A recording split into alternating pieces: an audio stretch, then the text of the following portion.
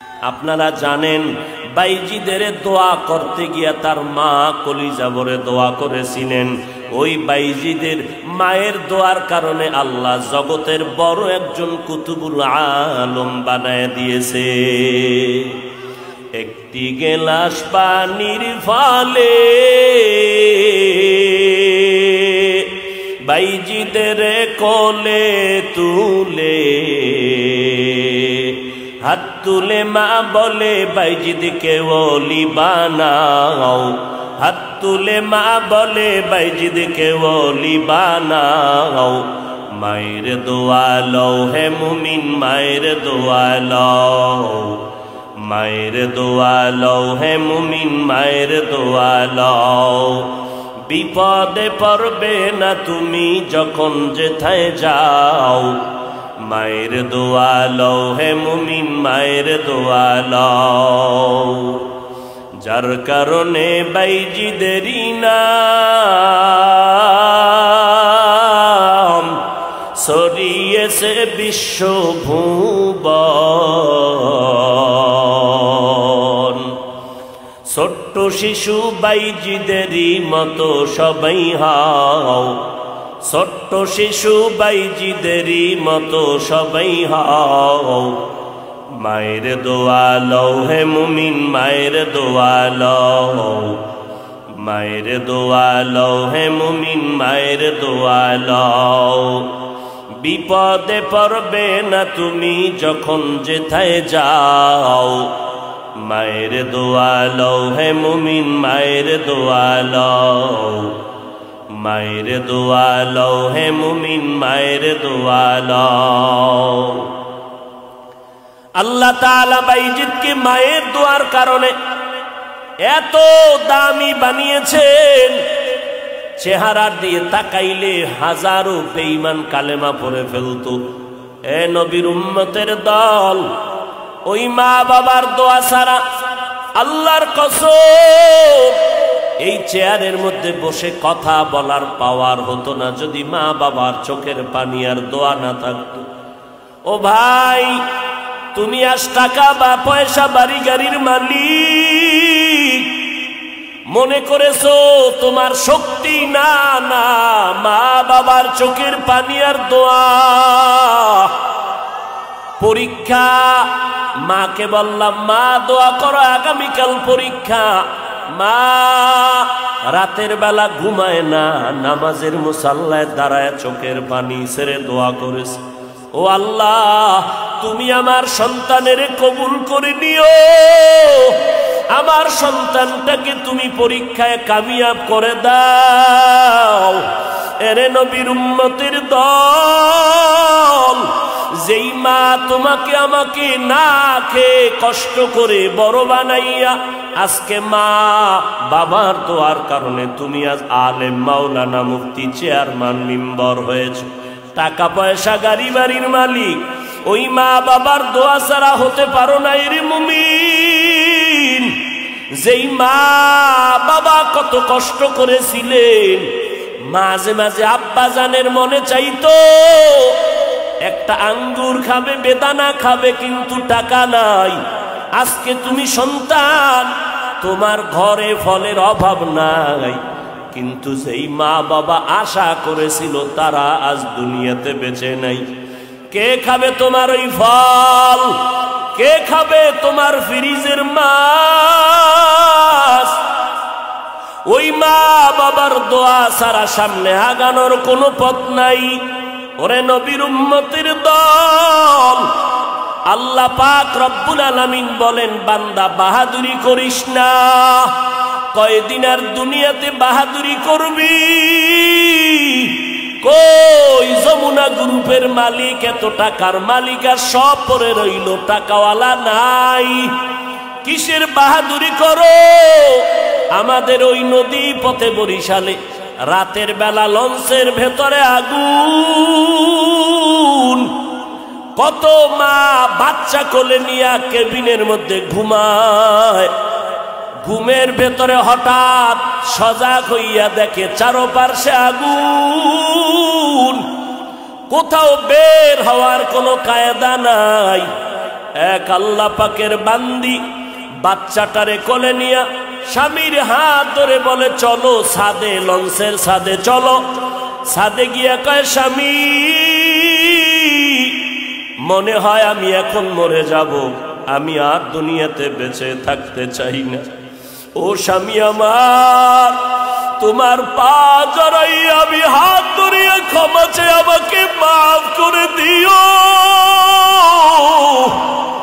কারণ আমি তোমার ঘরে আসিয়া খেদমত করতে পারি নাই রে স্বামী, আমাকে তুমি মাফ করে দাও। আর আমার মা বাবারে যদি পাও একটু সালাম জানাইও, আমার মা বাবার থেকে বিদায় নিতে পারলাম না, আজ আমি লঞ্চের আগুনে পুড়িয়া মরতে রেডি হয়ে গেলাম। তবে স্বামী তোমার কাছে আমার একটা আবদার, আমার এই কোলের বাচ্চাটাকে তুমি একটু বাঁচাও। আমি মা মরে যাই দুঃখ নাই, তবে আমার সন্তানটাকে বাঁচাও। আমার সন্তানের তুমি একটা আদর্শ মানুষ বানাইও, যদি আমার সন্তান একদিন মানুষ হয়, আমি মায়ের কবরের খবর যদি পাই, একদিন আমার সন্তান নামাজ পড়বে আর আমি মায়ের জন্য চোখের পানি ছেড়ে দোয়া করবে। ও স্বামী আমার, আমার সন্তানটাকে বাঁচাও, আমি মরে যাব। কেমনে বাঁচাবো? স্ত্রী বলে ও স্বামী, বাচ্চাটারে তোমার বুকে ভালো করে বেঁধে নাও, এরপরে তুমি নদীর মধ্যে ঝাঁপ দাও। আল্লাহর বান্দা চোখের পানি ছেড়ে সাংবাদিককে বলে কথা বলতে পারি না। যখন আমার স্ত্রী হাউমাউ করে কাঁদে, দাঁড়াইতেও পারে না, লঞ্চে আগুন আর গরম, আমি আমার স্ত্রীর কথা রক্ষার জন্য বাচ্চাটারে আমি বুকের সাথে বাঁধার পরে, এত ঠান্ডা কুয়াশা, চারদিকে পানি আর পানি, কোনো কিনারাও দেখা যায় না। আল্লাহর উপরে ভরসা করে আমি আমার বাচ্চা নিয়ে নদীর মধ্যে সেই রাতে ঝাঁপ দিলাম, পানির 2-3 ফিট নিচে চলে গেলাম। এরপরে উঠি আমি বাচ্চাটারে ধরে সাঁতার কাটলাম। কিছু দূর আগাই আবার অসুস্থ হয়ে যাই, সাঁতার কাটতে পারি না, এতটাই দুর্বল। একবার নিয়ত করলাম আমার বাচ্চাটাকে আমি ফেলে দেই, আমি আর একা পারি না, ধরতে কষ্ট হয়। এইভাবে আবার স্ত্রীর কান্নার কথা মনে পড়ে আবার বাচ্চাটারে কোলে জড়ায় নিলাম।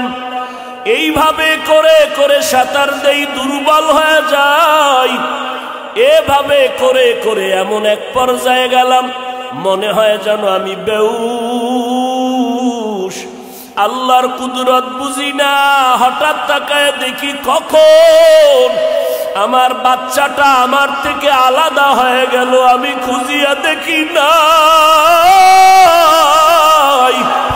আমার বাচ্চাটারে খুঁজে পাই না, কই আমি একা একা হয়ে গেলাম, আমার বাচ্চা নাই। আমার স্ত্রী যেই বাচ্চার জন্য নিজে মরতে গেল, ওই বাচ্চাটারে বাঁচাতে পারলাম না। ও মাধবদীর মুসলমান, এই ময়দানে যারা আছো, অনেকের মা নাই, বাবাও নাই। ওই অন্ধকার কবর থেকে দোয়ার অপেক্ষা আছে রে বাবা, কয়দিন আর বাহাদুরি করবা? ওই মা বাবার কবরে গিয়া সালাম জানাও। আমার মায়ার নবীও বড় ইয়তীম। ও যুবক, ওই মার অন্তরে কষ্ট দিয়া আগাইতে পারবি না রে যুবক।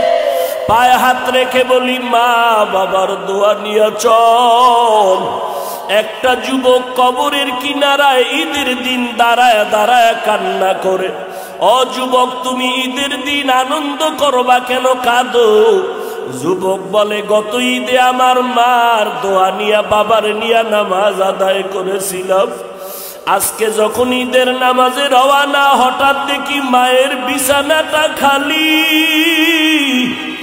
যেই মা আমার মাথায় হাত দিয়া দোয়া করে দিত, আজ আমার মা নাই, কে আমার মাথায় হাত বুলায় দোয়া করবে? যেই মা রাতে ঘুমায় না সন্তানের চিন্তা, ও সন্তান ওই মা বাবার কাছে যদি বেঁচে থাকে গিয়া দোয়া নাও। মা বাবার দোয়া ছাড়া আগানোর কোনো পথ নাই।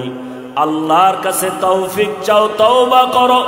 জীবনে তো গুনাহ কম করি নাই, মনে হয় যেন আমার মতো জাহান্নামী কেউ নাই। আমার গুনার কারণে আমার হাত না পাক, জিহ্বা না পাক, অন্তর না পাক, চোখ না পাক। এই গুনাহ নিয়ে যদি কবরে যাই, ওই কবরে গেলে দুই পার্শ্বের মাটির চাপ, ওই কবরে জাহান্নামের আগুন। আল্লাহর নবী বলেন, ওই কবরে যদি তিনটা প্রশ্নের জবাব দিতে না পারো, জাহান্নামের আগুন কবর ভরে যাবে। আল্লাহ পাক গাইবি আওয়াজ দিয়া বলবেন, রে কবরের মাটি,